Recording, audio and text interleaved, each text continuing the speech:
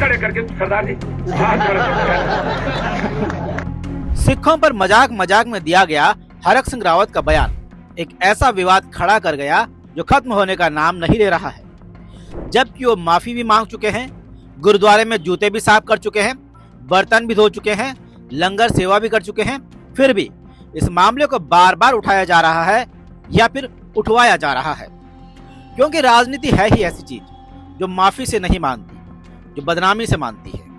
मामला 5 दिसंबर 2025 का है, जब हरक सिंह रावत देहरादून के वकीलों की हड़ताल में उनके धरने प्रदर्शन में उनको समर्थन देने पहुंचे थे। लेकिन उनको क्या पता था ये समर्थन देना उनके लिए भारी पड़ने वाला है, क्योंकि यहाँ भाषण के दौरान उन्होंने एक सिख वकील के खड़े होने पर मजाकिया लहजे में एक ऐसी बात बोल दी कि सिख समुदाय के दिलों को चुभ गई। सिखों का मजाक एक सरदार जी को वहां पर पॉइंट करके वो एक मोर्चे में कहता है, क्या हुआ सरदार जी 12 बज गए क्या? तो मैं तो इतना ही कहूंगा कि रावत 12 तो सिखों के बजते थे और आज भी सिखों के 12 बजते हैं जब कोई महिला को जरूरत पड़ती है सुरक्षा की।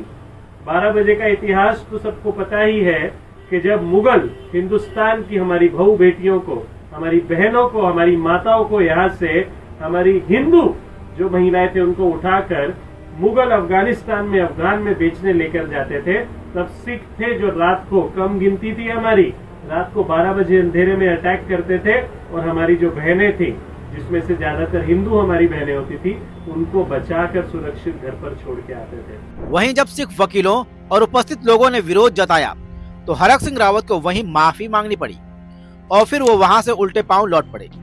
बाद में वे बार काउंसिल कार्यालय पहुंचे और साफ किया कि उनकी मंशा किसी का मजाक उड़ाना या समुदाय को ठेस पहुंचाना नहीं था। उन्होंने कहा कि जिस सिख वकील को उन्होंने कहा था वो उनका जानने वाला है, जिससे उनके व्यक्तिगत संबंध बेहद अच्छे हैं, और बयान का गलत अर्थ निकाला गया। लेकिन मामला थमने वाला कहाँ था। 6 दिसंबर को सिख संगठनों ने घंटाघर चौक पर जोरदार प्रदर्शन किया, हरक सिंह रावत का पुतला दहन किया, नारेबाजी की और सार्वजनिक माफी की मांग की। बस फिर क्या था, उत्तराखंड, पंजाब, दिल्ली और अन्य राज्यों में विरोध प्रदर्शन हुआ, पुतले दहन हुए और राजनीतिक बवाल मच गया। और बीजेपी वालों को चाहिए ही क्या था, बस एक छोटा सा मौका, जिसके बाद हरक सिंह रावत के बहाने कांग्रेस पर फिर से सिख विरोधी होने का आरोप लगा। बीजेपी ने इसे कांग्रेस की सिख विरोधी मानसिकता बताया और 1984 के सिख दंगों से जोड़ दिया। लोहाघाट, चंपावत, तमाम जगहों पर हरक सिंह रावत का पुतला फूका गया और विरोध जताया गया। तो विरोध बढ़ा तो हरक सिंह रावत मामले को भांप गए और अगले ही दिन पहुंच गए हिमाचल प्रदेश के पांवटा साहिब गुरुद्वारे, जहां उन्होंने सजदा किया, अपने बयान पर माफी मांगी। उन्होंने गुरु ग्रंथ साहिब से अरदास की, जूता सेवा की और लंगर रसोई में सेवा की। सार्वजनिक रूप से क्षमा मांगी और कहा कि मुंह की फिसलन भारी पड़ गई, यदि किसी को ठेस पहुंची तो दिल से माफी चाहिए। शायद इतने में खुद गुरुदेव माफ कर देते, लेकिन मामला राजनीति में रंग गया था तो कुछ समुदायों ने उनको माफी नहीं दी और मामले को तूल देने में अभी तक जुटे हैं। जबकि 10 तारीख को हरक सिंह रावत के बाहर निहंग सिखों और युवाओं ने तलवारें लेकर धरना दिया। इस पर पूर्व सैनिक पीसी थपलियान ने धामी सरकार पर गुस्सा जताया। बड़ा बेचैनी हो रही है मुझे कि क्या ये धामी जो है, धामी बोलूंगा मैं क्योंकि उसकी सरकार है, और उसकी सरकार क्या इतनी अंधी बहरी हो गई है कि विधानसभा के नजदीक डॉक्टर हरक सिंह का घर है और वो घर पे नहीं है इस समय।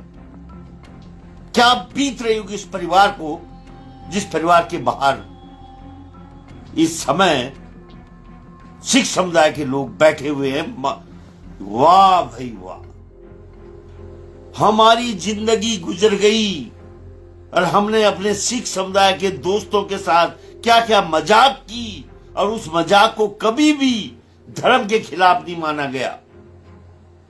और तुम इस क्या तुम्हें वोट, तुम लो वोट, लो वोट, लो वोट, लेकिन हमें मत बांटो भाजपा, हमें मत बांटो। मैंने देखा तुरंत बैठे हुए हैं वहां, कहां से आ रखे वो बच्चे, तलवारें लटकाए। हिम्मत देखो उनकी, जैसे पहाड़ी हम सब मर चुके। वहीं हरक के बयान पर कांग्रेस ने रावत को मर्यादा में बोलने की सलाह दी, जबकि इस बयान के बाद पूर्व सीएम हरीश रावत ने 8 दिसंबर को देहरादून के गुरुद्वारा श्री गुरु सिंह सभा में जूता सेवा और लंगर में हिस्सा लिया और गुरु ग्रंथ साहिब के आगे क्षमा याचना की। हरीश रावत ने कहा कि ये बीजेपी का षड्यंत्र है। उन्होंने स्पष्ट किया कि सिख महान, वीर और श्रद्धेय कौम है जो राष्ट्रीय सम्मान का प्रतीक है। बहरहाल मामला थमने का नाम नहीं ले रहा है, क्योंकि 2027 में विधानसभा चुनाव होने हैं, जहां सिख वोटर महत्वपूर्ण भूमिका में है। और ऐसे में जहां हरक सिंह रावत लगातार बीजेपी पर आक्रामक रुख अपनाए हुए हैं, तो बीजेपी चाहती है कि किसी तरह से हरक सिंह का कांग्रेस से निष्कासन हो जाए, तो कम से कम उनका पीछा छूटे। शायद यही वजह है कि मामला काफी बढ़ गया है। एक और वजह है कि हो सकता है हरक सिंह रावत कैंट क्षेत्र से भी अपनी दावेदारी पेश करें, और ये इलाका सिख समुदाय का बाहुल्य इलाका है, और इसीलिए शायद इस मामले ने ज्यादा तूल भी पकड़ लिया है। और यही वजह है कि हरक सिंह रावत की माफी, जूता सेवा, लंगर सेवा के बाद भी मामला थमने का नाम नहीं ले रहा है। खैर, जाते जाते ये साल हरक सिंह रावत को एक नई मुसीबत में डाल रहा है। देखना होगा कि आगे ये मामला किस मोड़ पर खत्म होता है। News trial Uttarakhand.